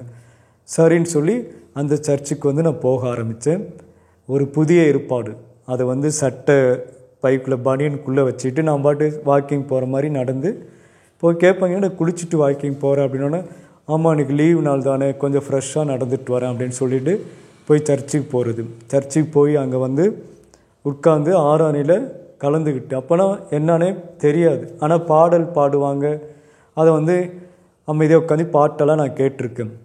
அப்போ அன்றைக்கி சர்ச்சில் நான் முழுமையாக ஆராதனையில் உட்காந்துருக்கும்போது அந்த சபையில் பாடின பாட்டு எனக்கு இன்னும் ஞாபகம் இருக்குது. அது என்ன பாட்டுன்னா, இதோ மனுஷரின் மத்தியில் தேவாதி தேவனே வாசம் செய்கிறாரே, தேவாலயமும் அவரே, தூய ஒளி விளக்கும் அவரே, ஜீவனாலே தம் ஜனங்களின் தாகம் தீர்க்கும் சுத்த ஜீவநதியும் அவரே அப்படிங்கிற அந்த பாடலை கேட்டோன்னே அப்படியே இருதயம் அப்படியே உருகின மாதிரி சொல்லுவாங்களே, அந்த இந்துக்கள் மனமுருகி பாட வேண்டும் அப்படி மாதிரி அப்படியே மனமுருகி அப்படியே நான் நின்று அதை பாட்டு பாடிட்டு கேட்குறேன். பக்கத்துலலாம் உட்காந்து பாடுறாங்க. அப்போ ஒவ்வொரு பாடலும் பாடும்போது அப்படியே உடம்பெல்லாம் ஒரு புல்லரிக்கு மாதிரி சொல்லுவாங்க, அது மாதிரி எனக்கு நேரிட்டுச்சு. இப்போ கூட பாருங்கள் புல்லரிச்ச மாதிரி இருக்குது. அப்போ அந்த பாடலை கேட்கும்போதே எனக்கு அப்படியே இன்னமும் இந்துக்களை சொல்லும்போது கடவுள் பிரசன்னம், பிரகாசம் இறங்குது, அருள் இறங்குது அப்படிங்கிற மாதிரி. அப்போ தேவனுடைய பிரசனத்தை அப்போ தான் கொஞ்சம் கொஞ்சமாக உணர ஆரம்பித்தது. அந்த பாடல்கள் முடிஞ்ச உடனே திரும்ப பாடல், இன்னும் பாட்டு முடிஞ்சிருச்சு அப்படின்னா அப்போ திரும்ப ஒரு பாடலை பாடினாங்க. அது பாடல் எனக்கு மனசில் பதிஞ்சது. அது என்ன பாடல்னா, இந்த காலத்திலும் எந்த நேரத்திலும் நன்றியால் உம்மை நான் துதிப்பேன், இயேசுவே உம்மை நான் துதிப்பேன் துதிப்பேன், இந்த வேளையிலும் துதிப்பேன். அது முடிஞ்ச எல்லாம் எழுந்து நின்று ஸ்தோத்திர ஜெபம் பண்ணுவோம் அப்படின்னாரு. அப்புறம் எல்லாம் எழுந்து நின்று ஜெபம் பண்ணாங்க. நான் அது வந்து என்ன ஜெபம் பண்ண தெரில, சும்மா நின்றுட்டு வேடிக்கை பார்க்குறது. பக்கத்தில் இருக்க தம்பி கண்ணை மூடு, தலையை குனிஞ்சு கண்ணை மூடு, கை கூப்பு அப்படின்னு சொன்னார். சரி இவங்க இந்த சடங்கெல்லாம் பண்ணுவாங்களாட்டுக்குன்னு அப்படியே முழங்கால் பட்டிட்டு கை கூப்பி கண்ணை மூடிட்டுருக்கு. அது முடிஞ்சோடனே அப்புறம் இன்னொரு பாடல்கள் பாடினாங்க. அந்த பாடல் வந்து எனக்கு ரொம்ப மனதுக்கு வந்து ஆண்டவர் தொட்டார். அது என்ன பாடல்னா, தந்தானை துதிப்போமே திருச்சபையோரே கவி பாடி பாடி, தந்தானை துதிப்போமே விந்தையாய் நமக்கு நந்தமான வெள்ள கரியதோர் நன்மை மிக மிக, தந்தானை துதிப்போமே. அப்போ அந்த பாடல் பாடினோன்னே, அது கேட்டோன்னே மனசு திரும்பவும் மனம் முருகினது. பிரசங்கம் பண்ணார்கள். யோவான் 15ஆம் அதிகாரத்தை தான் பிரசங்கம் பண்ணார்கள். என்னில் நிலைத்திருங்கள், நானும் உங்கள் நிலைத்திருப்பேன், நான் கர்த்தர், நான் மாறாதவர் வசனம்லாம் சொன்னாங்க. இந்த கொல்லிமலையில் சொல்லும்போது அங்கே வந்து மல்கியா 3:6 நான் கர்த்தர் நான் மாறாதவர் அப்படின்னு சொன்னாங்க. அது வந்து எனக்கு அப்போ அர்த்தம் புரியல. இங்கே ஆராதனையில் என்னில் நிலைத்திருங்கள், நான் உங்கள் நிலைத்திருப்பேன்னு சொன்னாங்க. அதுவும் புரியலை. அப்புறம் யோவான் 15ஆம் அதிகாரம் 3ஆம் வசனம் வாசிங்க அப்படின்னோடனே நான் அந்த அதிகாரத்தை எடுத்து கையில் வச்சுருக்கேன். உடனே அந்த பாஸ்டர் பார்த்து, தம்பி வாசிப்பா அப்படின்னாரு. நான் அப்போ தான் அந்த முதல் அந்த வசனத்தை வாசிக்கிறேன். முதல் பைபிள் வசனத்தை சர்ச்சில் அப்போ தான் நான் வாசிக்கிறேன். அது என்ன வசனம்னா, நான் உங்களுக்கு சொன்ன உபதேசத்தினாலே நீங்கள் இப்பொழுது சுத்தமாக இருக்கிறீர்களே அப்படிங்கிற வசனம். இப்போ இயேசு கிறிஸ்து சொன்ன அந்த வேத வசனத்தை அப்போ தான் முதல்ல சர்ச்சில் எல்லாருக்கும் முன்னாடி வாசிக்கிறேன். வாசிச்சுட்டு அமைதியாக இருந்துட்டு அவங்க பிரசங்கம் பண்ணாங்க. அதெல்லாம் என்ன பண்ணாங்க ஞாபகம் இல்லை, ஆனால் இந்த வசனங்கள்லாம் ஞாபகம் இருக்குது. அது முடிஞ்சவுடனே திருவிருந்து அங்கே நடந்தது. திருவிருந்து எல்லாம் முன்னாடி போய் முழங்கால் போட்டு வாங்கினார்கள். நானும் போய் முழங்கால் போட்டு கேட்ட உடனே போய் நிற்கிறேன். முழங்கால் போட்டு வரிசையில் நான் இருக்கும்போது அந்த பாஸ்டர் வந்து எனக்கு தரல. தம்பி வந்து, இப்போ நீ இதை எடுக்கக்கூடாதுப்பா, நீ போய் உட்காரு அப்படின்ட்டாங்க. எனக்கு வந்த உடனே உட்கார்ந்த உடனே எப்படி பாடல் பாடணும், எப்படி வசனம் வாசம், அந்த ஒரு சந்தோஷம் இருந்துச்சோ. எனக்கு அந்த திருவிருந்து தரல அப்படின்னு சொன்னோன்னா அப்படியே மனசு உடஞ்ச மாதிரி உட்காந்துட்டு. அப்புறம் கூட இருந்தவங்கள்ட்ட கேட்ட பக்கத்தில், ஏன்னா எனக்கெலாம் பிரசாதம் தரமாட்டாங்களா அப்படின்னு கேட்டேன். ஏன்னா அப்போ வந்து திருவிருந்து அப்பம் திராட்சரசம்னா எனக்கு தெரியுது, பிரசாதம்னு சொன்னால் தான் எனக்கு தெரியும். அதனால் எனக்கெலாம் பிரசாதம் தரமாட்டாங்களான்னு, இல்லைப்பா இது பிரசாதம் கிடையாது, இது அப்பமும் திராட்சரசமும், ஞானஸ்தானம் எடுத்தவங்களுக்கு தான் அது தருவாங்க அப்படின்னு. அப்புறம் ஞானஸ்தானத்தை பற்றி சர்ச்சில் சபையில் பிரசங்கம் பண்ணியிருக்காங்க. ஞானஸ்தானம் எடுத்தவங்கள நான் பார்த்துருக்கேன். பார்த்த பிற்பாடு 1996ஆம் வருஷம் பிப்ரவரி 11ஆம் தேதி நேராக போய் அன்றைக்கி வீட்டிலேருந்து நான் துணி பையில் பேக்கில் கொண்டுட்டு போய் பாஸ்ட்டு, எனக்கு ஞானஸ்தானம் கொடுங்க, நான் ட்ரெஸ் எல்லாம் எடுத்துகிட்டு வந்துட்டேன் அப்படின்னு. இல்லைப்போ உங்கள் வீட்டுக்கு தெரிஞ்சால் பிரச்சனையாகும், ஏற்கனவே உங்கள் அண்ணன் வந்து என்கிட்ட சொல்லி திட்டிட்டு போயிட்டாப்புல, ஆனால் வீட்டுக்கு தெரிஞ்சால் பிரச்சனையாகும்னு. அதெல்லாம் ஆகாது பாஸ்டர், நீங்கள் ஞானஸ்தானம் கொடுக்க வேண்டியதானே, யார் யார் ஆண்டவரை இயேசுக்கு ஏற்றுக்கொண்டவங்களாம் ஞானஸ்தானம் எடுங்கள் நீங்கள் தானே சொன்னீங்க, இப்போ நீங்களே தரமாட்டேங்கிறீங்க அப்படின்னு சொல்லி பாஸ்டர் பேசுனேன். அவர் வந்து பாஸ்டர் ஜெயக்குமார், அவர்கிட்ட அவர் சரி கொஞ்சம் பொறு அப்படின்னு சொல்லி அங்கே பக்கத்தில் இருக்கவங்க ஃபோன் பண்ணி எல்லோரும், ஒரு சில பேருக்கு அப்போ லேண்ட்லைன் ஃபோனு தான், ஃபோன் பண்ணி சொன்னாங்க. பக்கத்துலேருந்து வந்தாங்க. வந்த உடனே ஒரு ஆராதனைக்கு முன்னாடி எல்லார்கிட்டையும் சொன்னாங்க, இப்போ ஆராதனை ஒரு 10 நிமிஷம் தாமதமாக ஆரம்பிக்கலாம், ஒருத்தர் ஞானஸ்தானம் கொடுக்கணும் அப்படின்னு சொல்லிட்டு எனக்கு வந்து அன்னைக்கு வந்து ஞானஸ்தானம் கொடுக்குறார்கள். அப்போ கேள்வியெலாம் கேட்ட, கர்த்தர் இயேசு கிறிஸ்துவை விசுவாசிக்கிறாயா? ஆம் விசுவாசிக்கிறேன். முழுமையாக ஏற்றுக்கொண்டாயா? ஆம் ஏற்றுக்கொண்டேன். எந்த சூழ்நிலை வந்தாலும் நீ ஆண்டவர் சாட்சியாக இருப்பியா அப்படின்னு. ஆம் இருப்பேன். அதனோடனே அப்போ எனக்கு ஞானஸ்தானம் கொடுத்தார்கள். பிதா குமாரன் பரிசுத்தாவின் நாமத்தினாலே அப்படின்னு சொல்லி ராபர்ட் அப்படிங்கிற பெயரை கொடுத்தார்கள். ஏன் கொடுத்தாங்கன்னா அவங்க அதுக்கப்புறம் தான் தெரியும், ராபர்ட் டி நோபிலி அப்படிங்கிற ஒரு உறுதியான அவர் இந்து பாரம்பரியங்களை கற்றுக்கொண்டு அதன் மூலம் கிறிஸ்தவத்தை தமிழ்நாட்டில் குறிப்பாக மதுரை, திருச்சி அந்த பகுதியில் அறிவித்ததுனால அவருடைய பெயர் வந்து நிறைய பேர் வச்சுருக்காங்க அப்படின்னு சொல்லி அந்த இதில் சாட்சியாக என் பேர் வந்து ராபர்ட் அப்படின்னு பேர் வைத்தார்கள். பேர் வைத்து அன்றைக்கி ஆலயத்தில் சிறப்பு ஜெபம் எனக்கு பண்ணார்கள். அது ஞாபகம் இருக்குது. அன்றைக்கு ஒரு பாடல் பாடினாங்க. அது வந்து என்னுடைய இருதயத்தை தொட்ட பாடல். அது என்ன பாடல்னா இதான், இந்த பாடல் தான் அது என்னை தொட்டது. உம் பாதம் பணிந்தேன் என்னாலும் துதியே, உம்மை அன்றி யாரை பாடுவேன், ஏசையா உந்தன் அன்பு உள்ளம் பொங்குதே, ஏசையா உந்தன் அன்பு உள்ளம் பொங்குதே அப்படின்னு. இப்போ இந்த பாடல் ஏன் விசேஷித்த பாடல்னா, அந்த பாட்டை நல்லா கவனிங்க. உன் பாதம் பணிந்தேன் என்னாலும் துதியே, உன் பாதம் பணிஞ்சிட்டேன் என்னாலும் உண்மை தான் துதிப்பேன், உண்மையன்றி யாரை நான் பாடுவேன் அப்படின்னால அந்த பாடல் வந்ததுனால, இறுதி தொட்டதுனால மற்ற இந்து புராணங்கள் பாடலோ சினிமா பாடல்களோ தவிர்க்கும்படியாக ஆண்டவரே எனக்கு உதவி செய்தார்.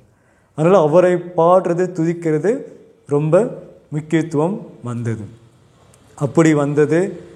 அப்போ ஆண்டவர் பாடலை பாடுறது, வேத வசனத்தை வாசிக்கணும். அப்போ சபைகள் வந்து ஒவ்வொரு ஞாயிறு தோறும் வேத பாடங்கள் வாசிப்பாங்க. அப்போ எனக்கு வந்து லூக்கா 13ஆம் அதிகாரம் 10ஆம் வசனத்திலிருந்து 17ஆம் வசனம் வரைக்கும் வாசிக்கிறது கொடுத்தார்கள். அங்கே முன்னாடி போய் பயபக்தியோடு, தேவ பக்தினா இப்போ என்னன்னு தெரியுது, அப்போ வந்து தேவ பக்தினா தெரியாது. சாமி பின்னாடி பயபக்தியோடு இருக்கணும், வந்து கட்டுக்கோப்பா சுத்த பத்தமாக இருக்கணும் அப்படின்னு சொல்லுவாங்க. அந்த முறையில் போய் நின்று லூக்கா 13ஆம் அதிகாரம் 10ஆம் வசனத்திலிருந்து 17ஆம் வசனம் வரைக்கும் வாசிச்சுட்டு வந்து உட்காருங்க. அதுதான் நான் முதல்ல வாசித்த வேத பாடம். அப்போ முதல் சொன்ன வேத வசனம், நான் வாசித்த வேத வசனம், நான் கேட்ட பிரசங்கம், அடுத்து எனக்கு கொடுத்த வேத பாடம் சபையில் எழுந்து நின்று வாசித்தது எல்லாம் வந்து டைரியில் எழுதி வச்சதுனால இன்றைய வரைக்கும் அது எனக்கு ஞாபகமாக இருக்குது. கர்த்தர் எப்படி இயேசு கிறிஸ்து இப்படி தொட்டாருங்கிறது அதுக்கப்புறம் தான் கொஞ்சம் கொஞ்சமாக விளங்கி கொள்ள முடிந்தது. அப்போ ஞானஸ்தானம் எடுத்தேன். இப்போ வீட்டில் எதிர்ப்பு. அந்த நேரம் பார்த்து எங்கள் அப்பாவுடைய இறந்த நாளுக்கு திதி கொடுக்க வருகிறார்கள். ஏன்னா அப்போ திதி கொடுக்கும்போதே ஐயர் என்ன சொல்வார், திதி கொடுக்கும்போது பூனல் போடணும்.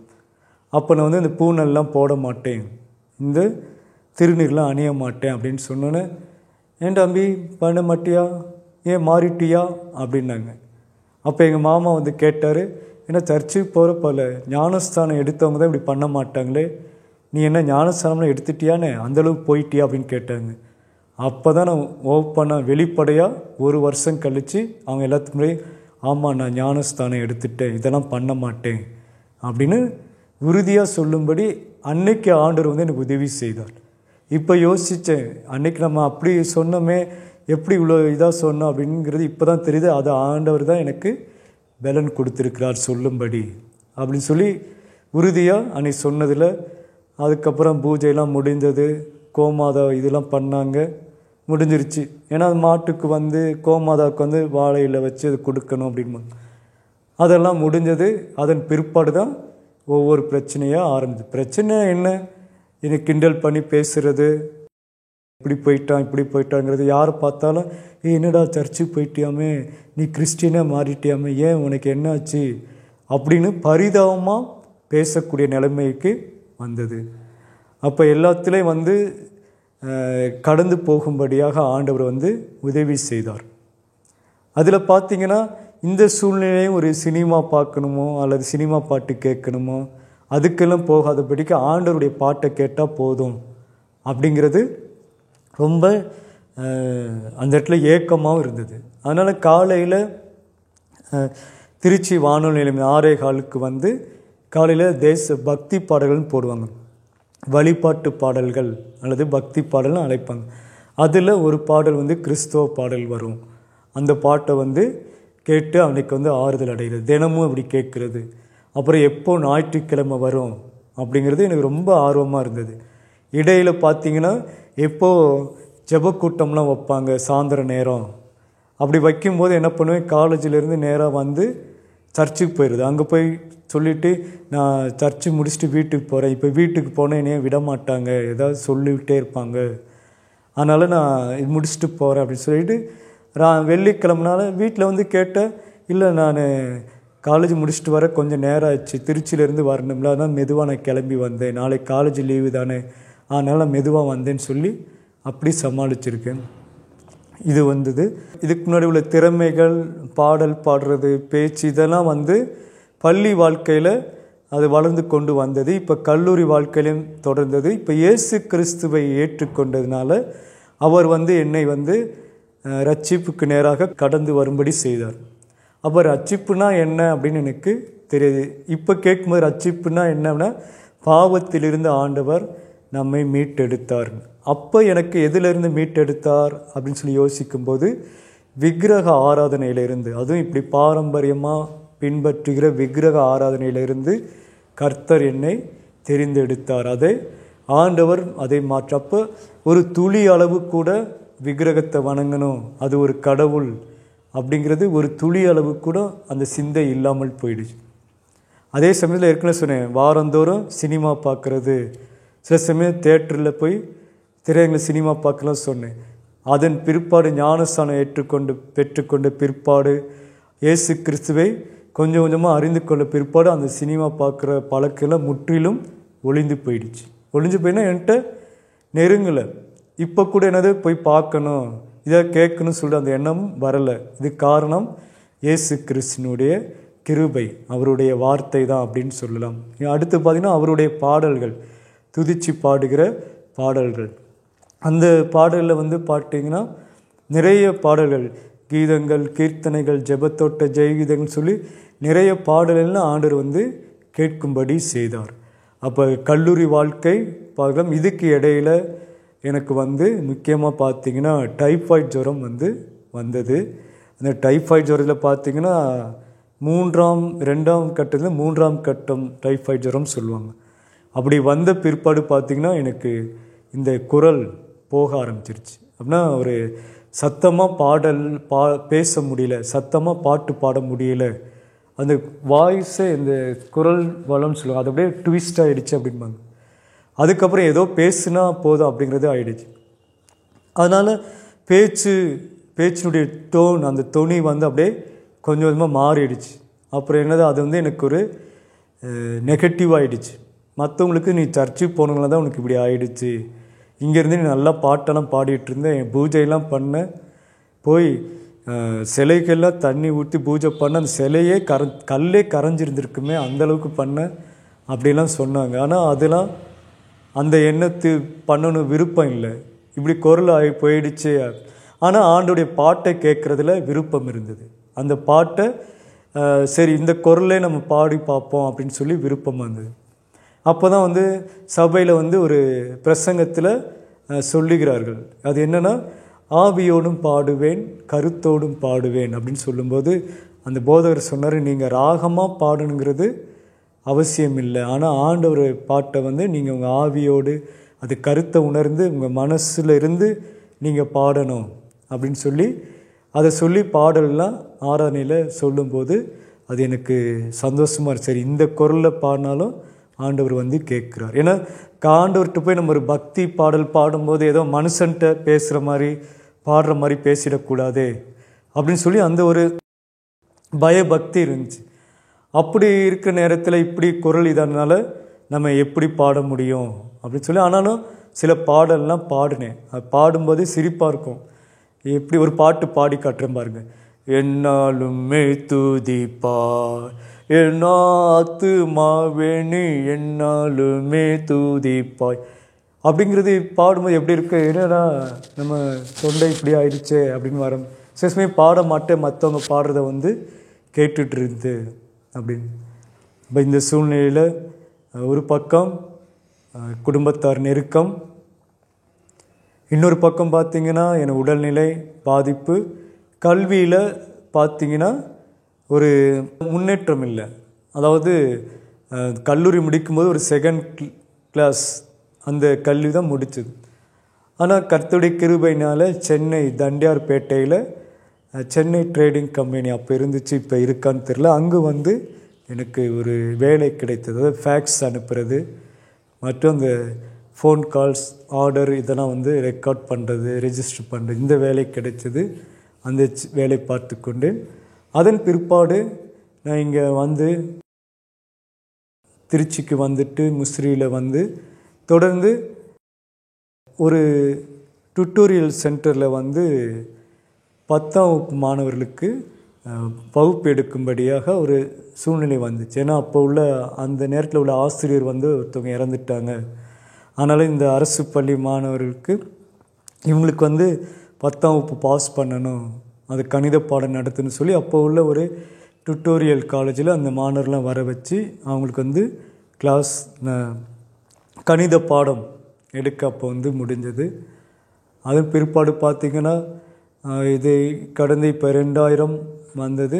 ஏற்கனவே உங்களுக்கு சொல்லியிருக்கேன், இந்திய நசரேய திருச்சபை முசிறியில் அங்கே இருக்க சபை விசுவாசிகள் அவங்க சொந்த ஊர் வந்து இங்கே திருநெல்வேலி மாவட்டம் சங்கரங்கோயில் பக்கத்தில் இருக்க கரிவலம் பக்கத்தில் இருக்க சிவலிங்கபுரம் அங்கே வந்துட்டாங்க. அதனால் அவங்கள பார்க்குறதுக்கு நான் வந்து சில நாள் லீவு நாளில் வருது. அதுவும் கிறிஸ்மஸ் புத்தாண்டு அந்த சமயத்தில் வந்து அவங்கள பார்க்கும் பொழுது, ஏன்னா அப்போ தான் வந்து இயேசு கிறிஸ்து ஆராதனையை கலந்து கொள்ளலாம், இயேசு கிறிஸ்து பற்றி பாட்டெல்லாம் கேட்கலாம் அப்படி சொல்லி அந்த நேரத்தில் வந்தது. அப்போ வீடுகளில் பார்த்திங்கன்னா பீரோவுக்கு அடியில் புத்தக பையில், அப்புறம் சர்ச்சுக்கு போனோம் பைபிளை மறைச்சி இப்படி சர்ச்சுக்கெலாம் போயிருக்கோம். அத்தனை பேருக்கு நான் தெருவே வந்து எல்லா பேரும் கிண்டல் பண்ணாங்க. ஒரு வீட்டில் குறைஞ்சது 4 பேர்னு வச்சுக்கிட்டோம்னா 100 வீடு இருக்குது, 400 பேர் இருக்காங்கன்னு வச்சுக்கோங்க. அத்தனை பேரும் கிண்டலும் கேலியும் பேசுவாங்க. ஆனாலும் ஆராதனைக்கு போயிட்டு வர்றதுக்கு, ஆண்டவரை தேடுவதற்கு அப்போ வந்து ஆண்டவர் என்னை பலப்படுத்தினார். இப்போ தான் வந்து அது எனக்கு புரியுது, ஏன் எப்படி இந்த கல்லூரி நாட்களில் இப்படி வாழ முடிஞ்சது. அதே சமயம் கல்லூரி நாள் என்ட்ராகும்போது சில பாவ பழக்கங்கள் வந்துச்சு சுற்றி வர, அதிலிருந்து எப்படி கர்த்தர் காப்பாற்றினார் இப்போ தான் அது தெரியுது.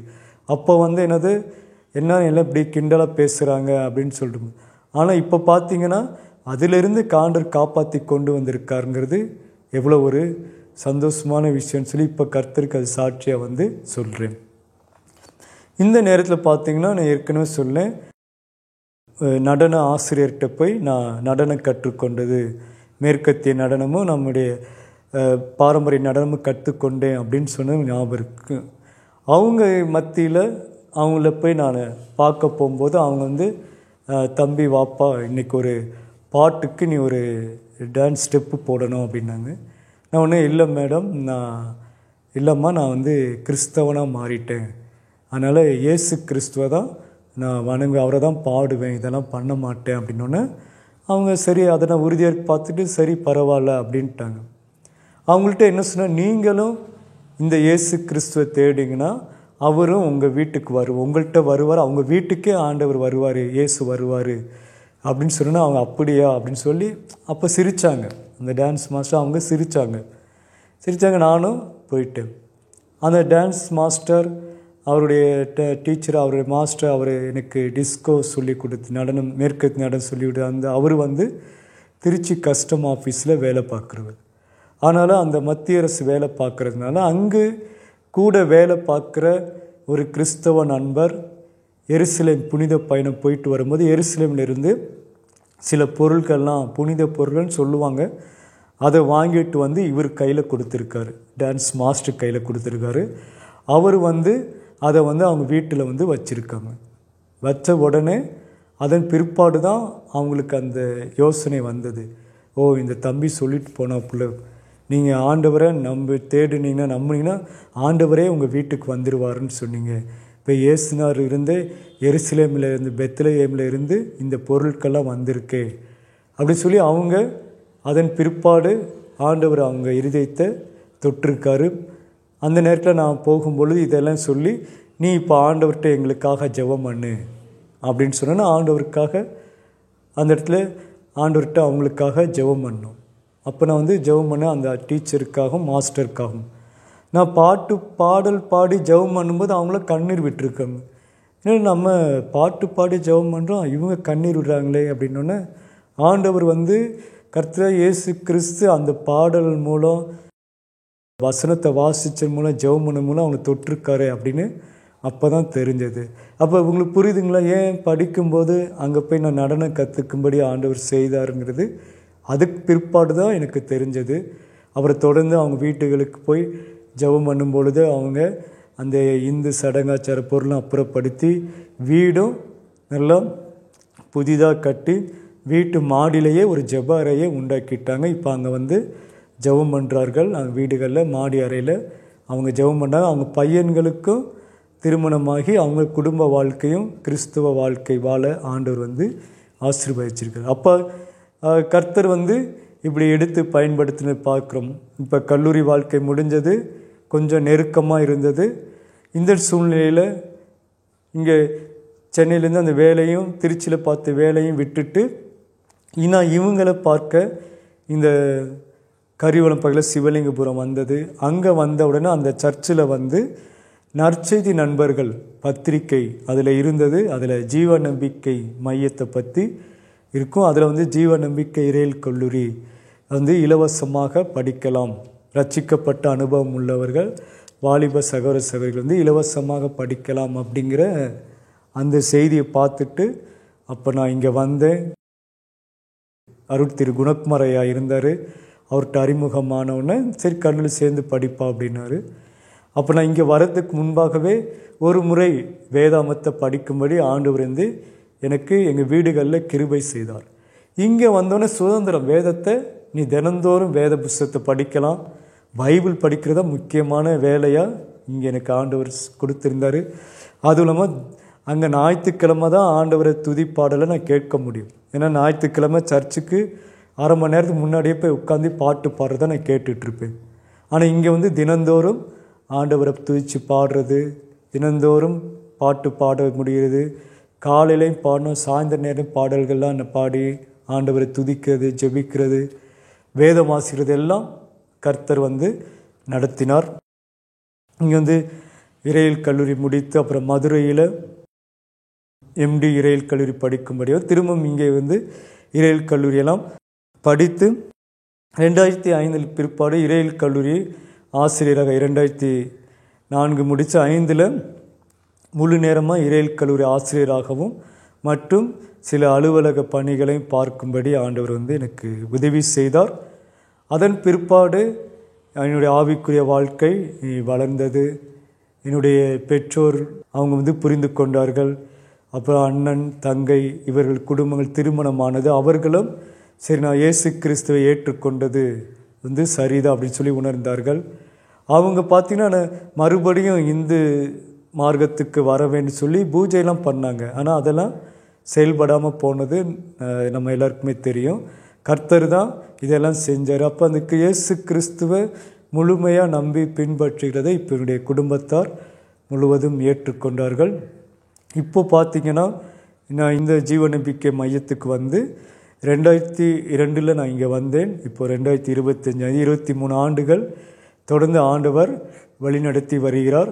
கர்த்தருக்கு சித்தமானால் எவ்வளோ நாள் ஆயுசு நாள் முழுவதும் இந்த இடத்துல நின்று கர்த்தருடைய வார்த்தையை தினமும் கேட்கணும், பாடலை பாடணும் அப்படிங்கிற கிருபை செய்திருக்கிறார். இன்னொன்று பார்த்திங்கன்னா முக்கியமாக காலையில் எந்திரிச்சு நான் வீட்டில் ரகசியமாக பாடலில் கேட்டுட்ருந்தேன், தெரியாமல் பைபிள்லாம் படிச்சுட்டு இருந்தேன். ஆனால் இன்றைய வரைக்கும் பார்த்திங்கன்னா இங்கே வந்ததிலிருந்து எல்லாருக்கும் முன்பாக பாடல்களை பாடி வேதத்தை வாசித்து ஜப கூட்டமும் ஆராதனை நடத்தும்படி ஆண்டவர் எனக்கு கிருபை செய்திருக்கிறார். இன்னொரு பக்கம் பார்த்திங்கன்னா திருநெல்வேலி மாவட்டம் சங்கரங்கோயில் தாலுக்காவில் குலசேகரப்பேரி அப்படிங்கிற இடத்துல கர்த்தர் ஒரு சபையை கொடுத்திருக்கிறார். அங்கே உள்ள மக்களுக்கு பார்த்திங்கன்னா ஆண்டவரை இயேசு கிறிஸ்துவை அறிவித்து வாரந்தோறும் ஆராதனை நடத்தவும் ஜப கூட்டங்களை நடத்தவும் ஆண்டவர் கிருபை செய்திருக்கிறார். அப்போ நல்லா கவனிச்சு பாருங்க, எப்படி இவ்வளோ வேத வசனத்தை நம்ம வாசித்து ஆண்டவரை துதிச்சு பாடு எப்படி இப்படி ஊழியம் செய்கிறோம், நமக்கு உடம்புல அவ்வளோ பலன்லாம் இல்லையே, மற்றவங்க மாதிரி ஆரோக்கியமான இல்லையே, நல்ல ஒரு குரல் வளம் இல்லையே அப்படிங்கிற நினைவுலாம் இருந்துச்சு.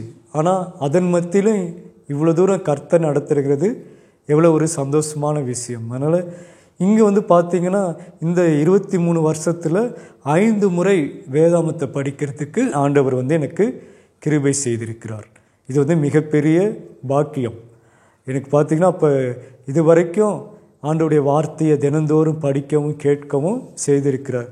அதுவும் இல்லாமல் பார்த்தீங்கன்னா சில பிரச்சனைகள்லாம் நான் சந்தித்த போது, உடல் பலவீனமான பொழுது எனக்கு பார்த்திங்கன்னா திடீர்னு கோபம் வரும், திடீர்னு யார்கிட்ட பேச முடியாமல் போனது, அப்புறம் சிலரை பார்த்தாவே வெறுப்பாக இருந்து தோணுச்சு.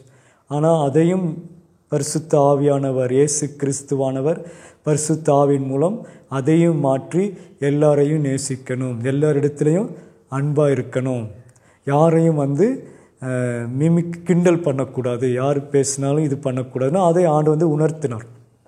இன்னொன்று பார்த்திங்கன்னா, நான் சபைக்கு ஆரம்பத்தில் போகும்போது நான் உங்களுக்கு சொல்லியிருக்கேன், இயேசு கிறிஸ்து ஏற்றுக்கூட சர்ச்சுக்கு போனோன்னா ஆராதனை முடிஞ்சோடனே அந்த போதகர் அங்கேயே கழட்டி வச்சுட்டு ஆராதனை வச்சுட்டு அவர் வீட்டுக்கு போயிடுவார்.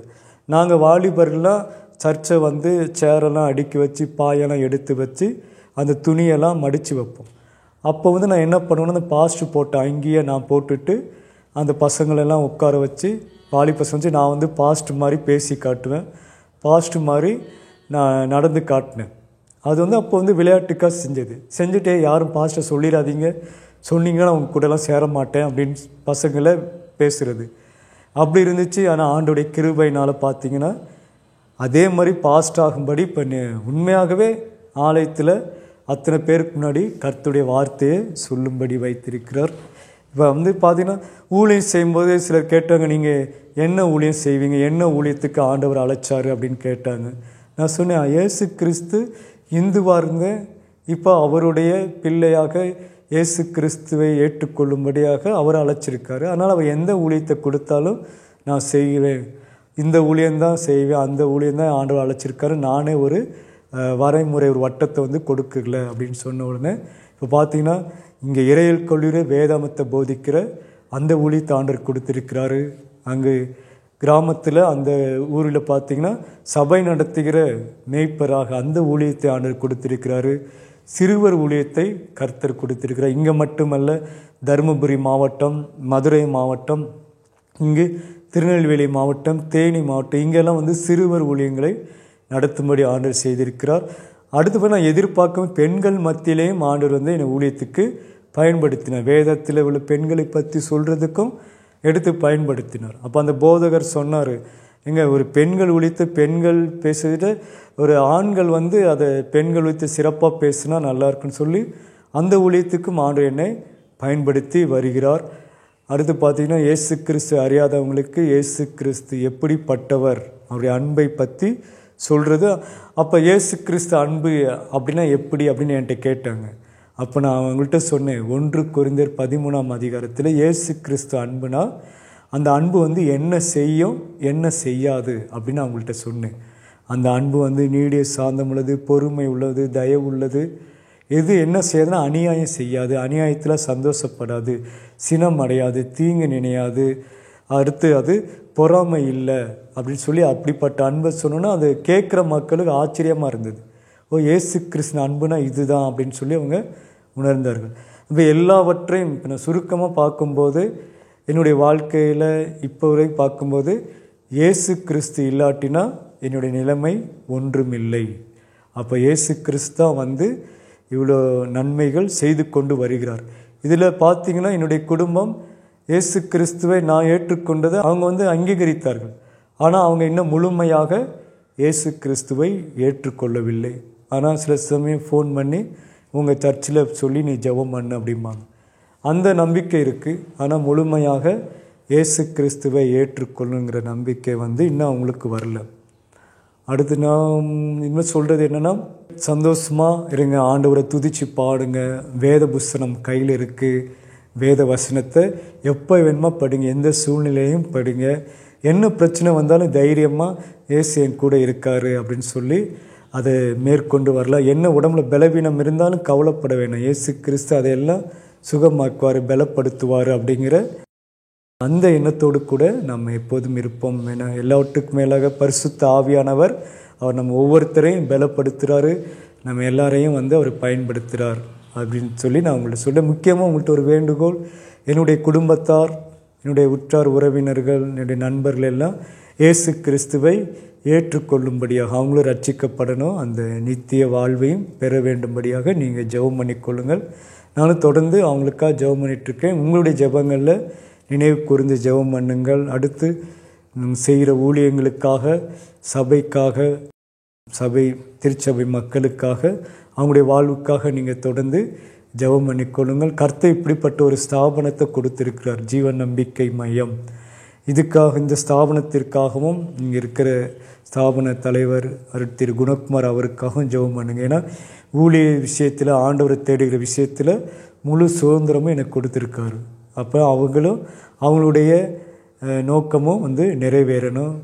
அதற்காக நீங்கள் ஜெபம் பண்ணுங்கள். சபைகள் கட்டப்படணும், ஜெபம் பண்ணுங்கள். இன்னும் சபைகள் அநேக இடங்களில் கட்டப்படணும், அப்படின்றதுக்காக ஜெபம் பண்ணுங்கள். இதெல்லாம் நீங்கள் செய்வீங்கன்னு நான் நம்புகிறேன். இப்போ நான் உங்களுக்காக, இந்த அருமையான சகோதரர் தானியல் அவர்களுக்காக ஒரு ஜெபம் செய்துவிட்டு நம்ம கடந்து செல்லலாம். ஜெபம் பண்ணலாங்களா? கண்ணை மூடி நம்ம ஜெபிப்போம். மகா இரக்கமும் கிருபையும் நீதியும் பரிசுத்தம் நிறைந்து எங்கள் தேவனாகிய கர்த்தாவே, உம்மை ஸ்தோத்தரிக்கிறோம். இதோ என் நாமத்தை பிரஸ்தாவப்படுத்தும் எந்த ஸ்தானத்திலும் நான் இடத்தில் கடந்து வருவேன் என்று சொல்லியிருக்கிறீர். இந்த இடத்துல நீர் கடந்து வந்திருக்கிறபடியால் நன்றி செலுத்துகிறோம். ஆண்டவரே, இந்த வார்த்தைகளை கேட்ட ஒவ்வொருத்தரையும் நீர் ஆசீர்வதிப்பீராக. ஆண்டவரே, உங்களுடைய நன்மையும் கிருபையும் ஆசீர்வாதமும் அவர்களை தொடர்ந்து வர வேண்டுமா நாங்கள் ஜெபிக்கிறோம். ஆண்டவரே, அருமையான உங்களுடைய பிள்ளைகள் ஒவ்வொருத்தரும் ஆண்டவர் இதை கேட்டவர்கள் உம்மிலே மகிழ்ந்து களி கூறவும், உம்முடைய சத்திய வார்த்தைகள் வேதாமத்தை அவர்கள் பிரியமாய் வாசித்து இதன்படி வாழவும், ஆண்டவரே அநேகரிடத்திலே இதுக்கு சாட்சியை அறிவிக்கவும், ஜெபிக்கவும், எல்லோரிடத்திலும் அன்பு செலுத்தும்படியான இருதயத்தை நீ தர வேண்டுமா நாங்கள் ஜெபிக்கிறேன். ஆண்டவரே, உம்மை ஸ்தோத்தரிக்கிறேன். அருமையான சகோதரர் தானியலுக்காக நன்றி செலுத்துகிறேன். மகன் எடுக்கிற இந்த பிரயாசங்கள் எல்லாவற்றையும் கர்த்தர் நீர் ஆசீர்வதிப்பீராக. ஆண்டவரே, உம்முடைய சாட்சியானது ஆண்டவரே இதோ எல்லோருக்கும் கடந்து செல்லும்படியாக மகன் எடுக்கிற பிரயாசங்களை ஒவ்வொன்றையும் நீர் ஆசீர்வதிப்பீராக. மகனை கொண்டு செய்கிற ஊழியங்கள் மற்றும் எல்லா பணிகளையும் ஆசீர்வதியும். அவருடைய குடும்பங்களை ஆசீர்வதித்தலும், அவர்கள் தேவையெல்லாம் சந்தித்தரலும் நன்றி செலுத்திடும். இன்னும் ஆண்டவரே, யாருக்கெல்லாம் இந்த மகனை எடுத்து பயன்படுத்த நீர் சித்தம் கொண்டிரு, அந்த சித்தத்தை நீ நிறைவேற்ற வேண்டுமாய் நாங்கள் ஜெபிக்கிறோம்.